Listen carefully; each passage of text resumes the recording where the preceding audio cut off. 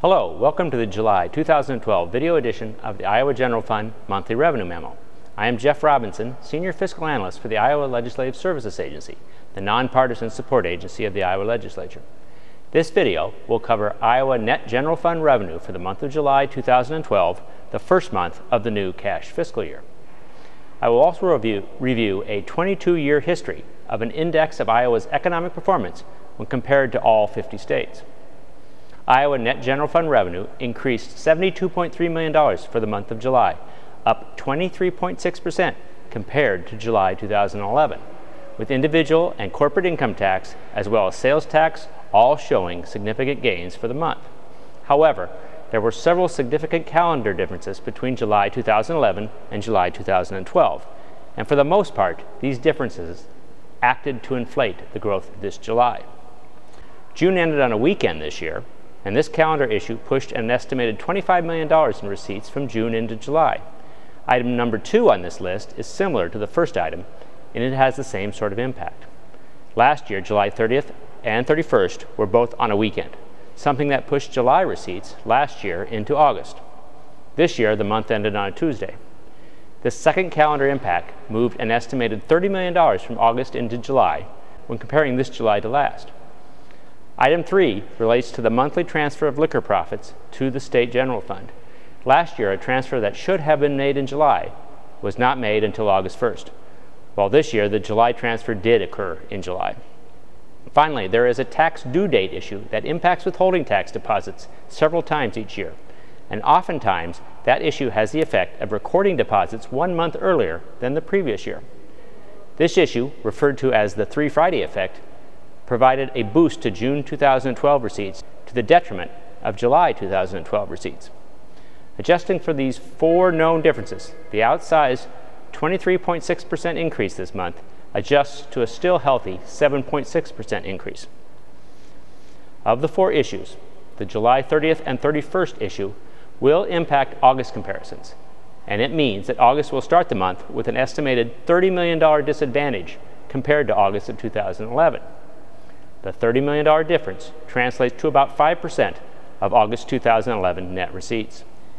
There are very few widely available and long-term state-by-state indicators of relative economic performance. One organization that produces such an indicator is the Federal Reserve Bank of Philadelphia. They have long produced a monthly coincidence index for each of the 50 states. The state indexes combine 4 state-level variables to produce a single indicator of that state's current economic condition. The variables are all employment-related and include non-farm payroll employment, average hours worked in manufacturing, the unemployment rate for the state, and inflation-adjusted wage disbursements. For this graph, I have first calculated the 12-month moving average of each state's index value. This removes the significant variability shown in the monthly data. I then calculated the 3-month percent change in that average, and finally ranked the states according to each state's percentage growth in the index value. What is presented in the graph is a 22-year history of Iowa's rank compared to all 50 states in this percentage growth statistic. The horizontal red line depicts a rank of 25 of the 50 states.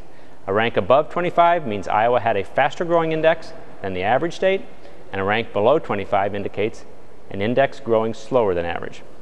The graph indicates that the Iowa economy has generally outperformed most states since the onset of the last recession that began in December of 2007, and it also indicates that the state economy has recovered from a recent stint below average.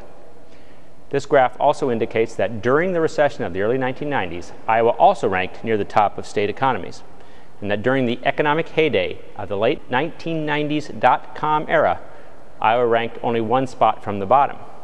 It is interesting to note that it was at that time that Iowa's unemployment rate was at or near its lowest point on record. To summarize, July 2012 was a significant growth month, but not as significant as the headline 23.6% would indicate.